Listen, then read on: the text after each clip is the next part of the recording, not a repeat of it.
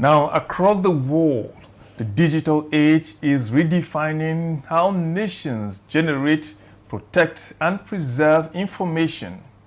Beyond business and governance, even history and cultural heritage are finding new lifeline through technology, ensuring that knowledge is secured not just for today, but for generations to come.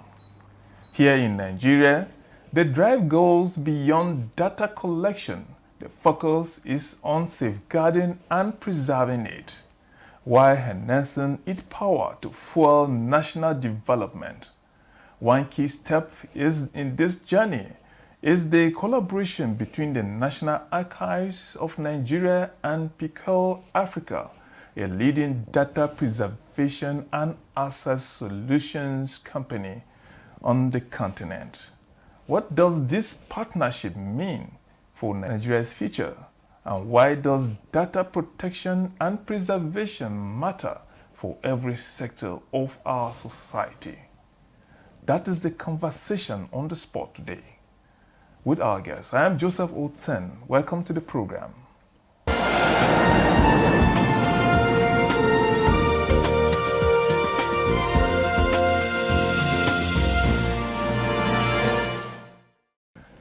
Now, my guest has ties with history, heritage, design, and data preservation.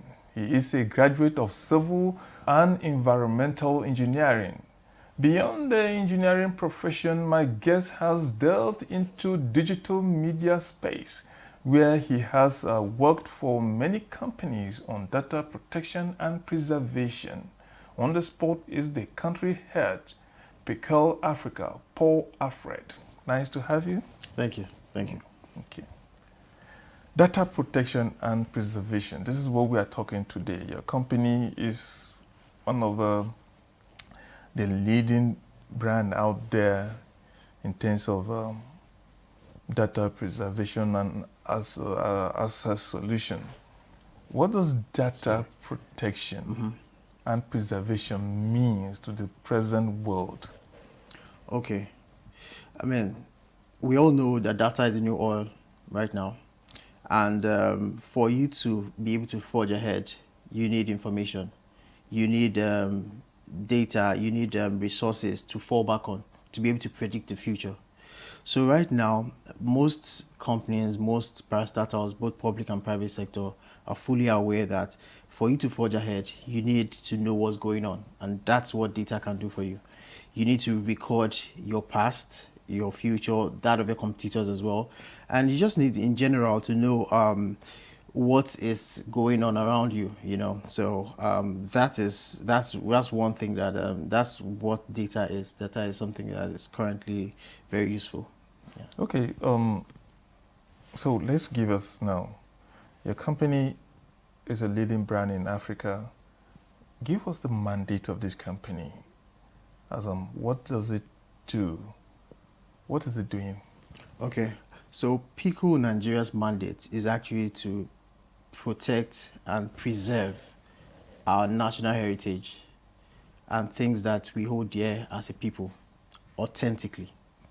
So Piqi Nigeria's mandate is to take what is peculiar to Nigeria as a country and ensure that the future generation have access to that, to those information and those data at an authentic level. Because we realize that people can tell your stories for you. People can actually have information about you, but it's what you preserve that is authentically yours. So the thing with Piqi Nigeria is we want to take what really it means to be Nigerian based on data, our heritage, and our archives, things that we have achieved over the years, be it manuscripts, our music, our culture, and protect these things. So when our children and the future generation come, they know what it meant and what it really means to be Nigerian. So Piqi's mandate is really to archive, protect, and preserve what it really means to be Nigerian. That's just at a very basic level. I mean, we can go deeper as regards from parastatal to parastatal, trying to archive information about say, different sectors in the or industries in the country, like for example the NTA and other parastatals that have churned out data over the years. We can go ahead. One of our mandates is actually to ensure that that information is being preserved, and the next generation really knows what it means to be a Nigerian. Okay. You just mentioned NTA there. I want to also have an example there that will clarify. NTA years back, there was one of the first television stations in Africa. You were talking about getting some of the early productions of Absolutely. doing that and keeping them, some of those key programs that were very, very famous then, and kind of preserving it so that at a point in time it could be, the future generation will have access to them. Is that what you're talking about? 100%. That's what I mean. I mean, you have programs like the Village Headmaster that was a hit in those days. And I think in the future, in the next 50 to 60 to 100 years, the future generation would like to borrow a leaf, maybe make an adaptation of those programming. And those things have to be authentically preserved for them to have access to it. If we don't do, it's actually imperative. It's something we have to do now so that when they come, when the future generation come, they would just easily lash out the NTA's archives.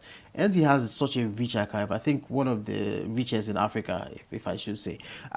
It would be a sad and sorry state if those archives are actually not preserved for those coming, because I think it would be of more benefit to them than it would be to our generation, because they would be completely detached from what it really means to be Nigerian, the real values that we uphold, our deep culture, how most of these things started. So I think for the NTAs, it's not just the mandate that we have trying to preserve these things of national interest, but it's also something that we are passionate about, preserving the NTA programming over the years, and also seeing how the values that they upheld can also be transferred from one generation to another. Okay, talking about that preservation now, one will be asking, where are they keeping it? Where are they keeping it? Where is the source? Okay, so I would just explain how the Piqi experience goes. So Piqi saves your files in a proprietary technology we call the Piqi film. So it's a photosensitive film. So every information, multimedia, videos, pictures, text is saved on that film. Now that film is actually very durable. It can last from 500 to 1,000 years, and this is certified by the International Standard Organization. So that Piqi film is actually kept in a case and is stored somewhere on the Arctic. We have a place we call the Arctic World Archive. So the Arctic World Archive is where we save these durable films, and they can be there for over 1,000 years, a millennium. Now, these films are actually preserved there, and then you can easily retrieve them. They're saved with certain metadata file names that can easily be retrieved. You can retrieve them now, and then in the future too, they can be retrieved. So that's where they're kept safe. Now, what makes the Arctic World Archive special is that it is a very sustainable zone as regards you need little or no electricity to actually run it. So it's something that can actually last even if the power goes out. The vault is somewhere around 628 feet below the permafrost, below the Arctics. So it's really safe there. So that's where these things will be preserved. Okay. There's this collaboration we have with the National Archives of Nigeria. Speak to us about the collaboration. What is it supposed to be all about? The collaboration with the National Archives is pretty much something similar to what I mentioned about the NTA. The National Archives recognize that protecting and preserving Nigeria's archive is something we must do. This is the largest black nation in the world, and we have such rich heritage that it's not just be beneficial to us as a people, but even to the rest of the world.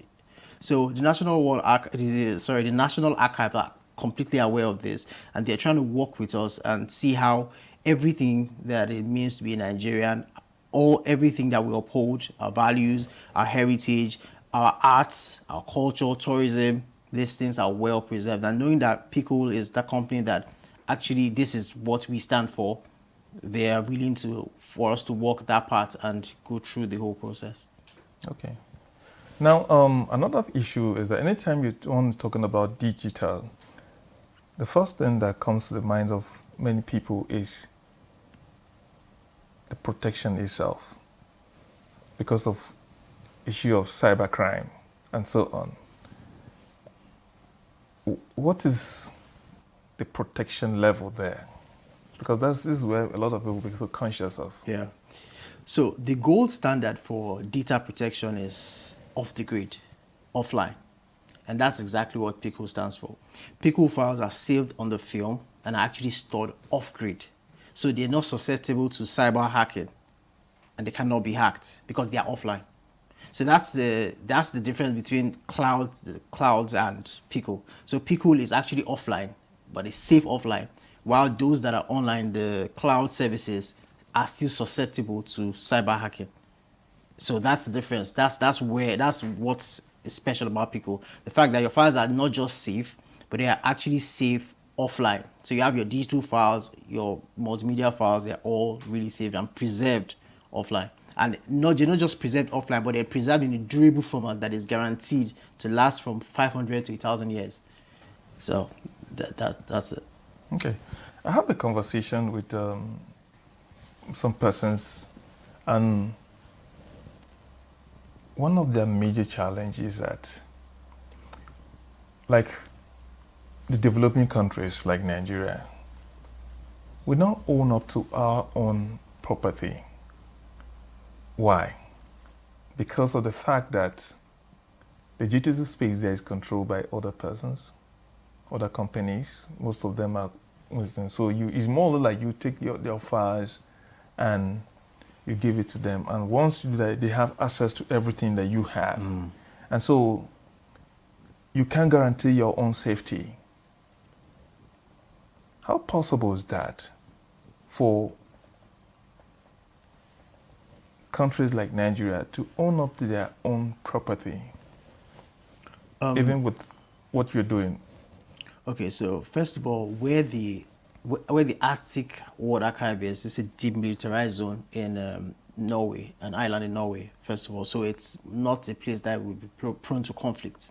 However, one of our future plans eventually is to see the possibility of actually having a vault domiciled within the territory of Nigeria. So we're not just protecting data or preserving data. We are also making people, let's say the Black nation or Sub-Saharan Africa, confident that, okay, your data is actually not just safe, but it's within your territory. So you have your data protected within your territory. So that's like a long-term plan eventually. But where the Arctic World Archive is a demilitarized zone, and it's pretty much safe there. But we have a long-term plan as well. Okay. Okay, what we'll do, we'll take a short break now. The conversation will continue when we return. Let's have credible elections at the local government so that these credible people can manage the funds of local government properly. There are a lot of respected traditional rulers in the state who can say, look, enough of this thing. Mr. Governor, welcome. Thank you for coming. When you win, what will you do? I was the first woman that mobilized women within the local government to form the National Council of Women Society by creating awareness in women that they must serve, they must be part of what is happening within their community. If you stop expenditure on infrastructure, how do you now attract investments? The state governors, the presidency, that the federal government and the local government are all waiting for revenue from crude oil. Every state has something peculiar. So the emphasis now, if your local government has something peculiar to that particular local government, the emphasis should be keep producing that particular product. We need to do three things. Prevent the ability of the terrorist groups to generate funding, their ability to recruit, and then their ability to access weapons. The traditional ruler gives me a title. I sit in the front row in the church, or if I'm going to mosque when I'm coming, people are passing in God's own house. What am I doing? I'm mentoring a new generation who think that the only way to be taken seriously is to be seen to have a lot of money. Good Morning Nigeria, live every weekday between 7 a.m. and 9 a.m. on the network service of the NTA.